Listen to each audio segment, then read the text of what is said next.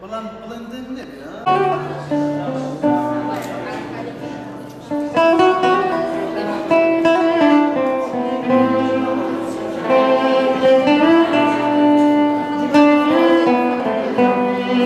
دووبارە بەخێر بێن سپاس بۆ ئامادەبوونتان ئێمەوەکو ڕێکخراوی نوێگەر بۆ گەشەپێدانی هونەری لەگەڵ چەند هونەرمەندێکی خۆبەخشی شاری سلێمانی کە بە خۆبەخشانە هەستاون بە ئامادەکردن و کێشانی چەند تابلۆیەک کە گزارشتە لە ئازارەکانی گەلی کورد بە گشتی ڕۆژئاوای کوردستان بە تایبەتی ئێمە لێرەوە زۆر سپاسی هەموو ئەو هونەرمەندانە ئەکەین کە ئامادەیان دەربڕی ئەو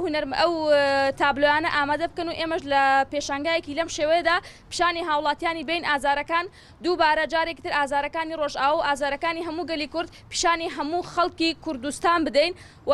پێشنگاکەمان ماوەی 2 ڕۆژ دەخایەنێت ئەمڕۆ و سپێنێژ لە سەعات 10 بەیانیەوە هەتاوەکو 5 ئێوارە بەردەوامە بێت جێگەی خۆیەتی کە سوپاسی ئیدارەی هۆڵی تەوار بکەین کە هاوکارمان بوون بۆکردنەوەی ئەم پێشنگایە و سوپاسی هەموو ئەوانە ئەکەین کە ئامادە بوون جارێکتر سوپاس بۆ هەموو ئەو هونەرمەندانەی کە لەگەڵمان ئامادە بوون.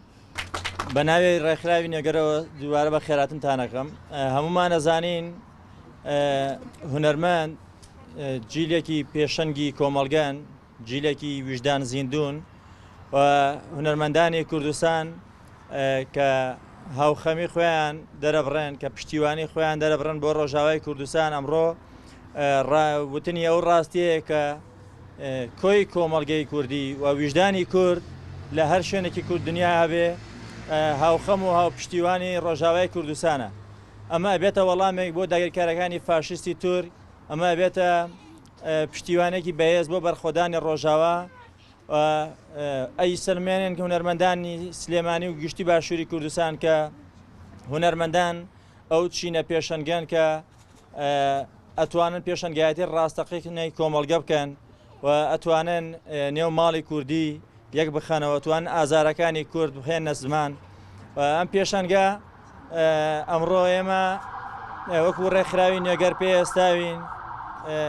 لێرەوە بانگەوازیەکەین بۆ تەواوی گەلی کورد کە لە بەرخۆدانی ڕۆژاوا خاوەن دەرکەون و سڵای و ڕێزی خۆمانە نارین بۆ خانەوادەی شەیدانی ڕۆژاوا بۆ هەواڵانی شەڕوانی ڕۆژاوا بۆ گەلی ڕۆژاوای کوردستان و پێیانەڵێن ئێمە پشتیوانی ئێوەین بە هەموو جۆر شێوازێک بە هەر ڕێگایە کە پێویست بێ بۆ سەرکەوتنی ڕۆژاوای کوردستان تا سەرکەوتن گەلی کورد لە پشتی ئەوەیە هیوای سەرکەوتنە خوازین دەست خۆش بێت دووبارە بەخێر بن.